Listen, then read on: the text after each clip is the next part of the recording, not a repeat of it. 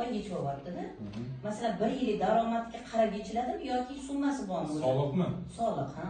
Yo, soliqda ularning tartibi bo'yicha balki kvartalda bir marta nimasi hisoblab chiqaradi. Endi to'g'risi soliqda nimasi bilan tushunmayman, inobatlar tushunmayman. Hayot banki oluvdim, Hayot banki orqali qilganmiz bu nimani. 3 million 700 ming to'layman har oyga.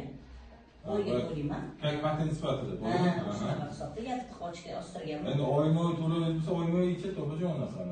O'sha, yo'q, masalan, summa katta deymi? Fiksering nisbat. Juda ham katta summa ichyapti. Mana masalan, katta avvalga hal kirmaganmiz, lekin katta summa ichyapti. Yatibdimi? Ha, yatib. Qanday belgilangan soliq stavkasida? O'sha bo'yicha. Minimalki belgilanadi. Minimalki belgilangan o'sha bo'yicha bo'ladi. Sizga qaramaydi. Lekin hozir men hisoblasam 2 oyga 1 million 200 yechyapti-da. O'sha katta summa. Masalan, men o'zim undan oldin bankga qilganman, 1 yilga to'layman. 375 mingmi? Shu atrofda to'layman. Ben o'zimiz bankda uyda tikuvchilik qilaman. Просто qizimga olib berdim-da, tadbirkorlik qilish uchun. Menga o'zimning dalasi bor. O'sha foydalanishga mashina oldik.